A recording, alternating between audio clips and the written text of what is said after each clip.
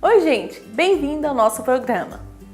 Houve um tempo em que as gotinhas do adoçante pareciam milagrosas, do diabético à pessoa que queria emagrecer. O consumo desse produto virou febre, com marcas e estilo para todos os gostos. Mas já existem estudos que apontam que o adoçante artificial pode estar ligado a diversas doenças como o câncer. É hora de se ligar no que o adoçante está fazendo no seu prato e que alternativas podemos adotar. Qual o preço das gotinhas? Você sabia que a própria Anvisa está regulando o uso de adoçantes artificiais? Em 2008, foi publicada uma resolução que limita o uso de sacarina e ciclamato nos produtos industrializados, reduzindo o uso pela metade. Os nomes são complicados, né? Mas, de forma resumida, sacarina, ciclamato de sódio, aspartame, sucralose são adoçantes artificiais. O nome é grande, mas super importante conhecer para você olhar lá na descrição dos alimentos, pois já falamos aqui como é valioso conhecer a rotulagem dos alimentos, lembra? Apesar dessa regulamentação, ela não pode ser a única referência, pois as dosagens recomendadas ainda são altas. Países como Estados Unidos, Japão, Canadá e França já proibiram o uso de componentes como sacarina e ciclamato com o argumento que esses produtos podem ser cancerígenos. Além disso, ambos possuem altos níveis de sódio, sendo contraindicados a pessoas que possuem problemas renais e hipertensão. E tem mais, ciclamato vem de um derivado do petróleo. Vou repetir, petróleo. Ele é muito encontrado nos refrigerantes, ou seja, mais uma razão para você reduzir o consumo. O mais crítico, no entanto, é o aspartame. Se prepara que a lista de problemas que ele pode causar é extensa.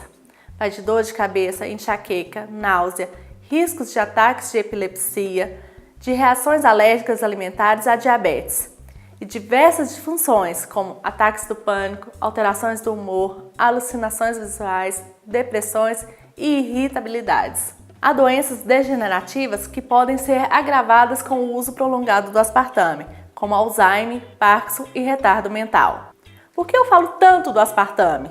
Como ele tem um custo menor, é largamente utilizado pelas indústrias alimentícias. Então, o risco é gigante se a gente não se liga nos rótulos.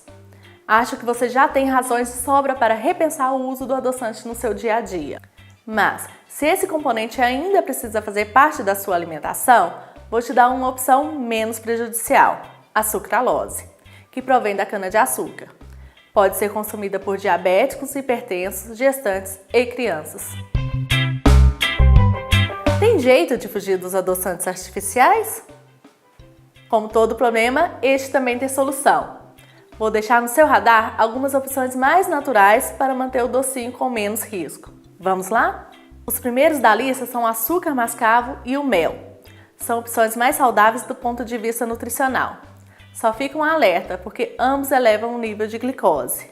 Então, devem ser usados com moderação para adoçar as bebidas e devem ser evitados por diabéticos. Outra alternativa é o stevia ou esteviosídeo, que não contém calorias e conta com o poder de adoçar 300 vezes maior que o açúcar refinado. Já existem estudos que apontam benefícios desse adoçante para regular os níveis de açúcar no sangue. Detalhe, pode ser consumido por diabéticos, como também gestantes e crianças. Resiste bem a altas temperaturas, podendo ser utilizado a alimentos que vão ao fogo. Só não vale consumir stevia no refrigerante, que possui outros componentes químicos. E fique atento para não usar o produto que tem adoçante associado a outros adoçantes artificiais, como o ciclamato. Gostou? Então vamos conferir os rótulos. Ficar atento às opções, que são muitas, para ter uma escolha mais saudável. A cada programa, trazemos um tema do seu dia a dia para discutirmos de um jeito simples e descomplicado. É valioso para repensarmos o que é isso no nosso prato, para que possamos ter uma melhor postura sobre a nossa alimentação. Eu te encontro aqui na TVCH. Até lá!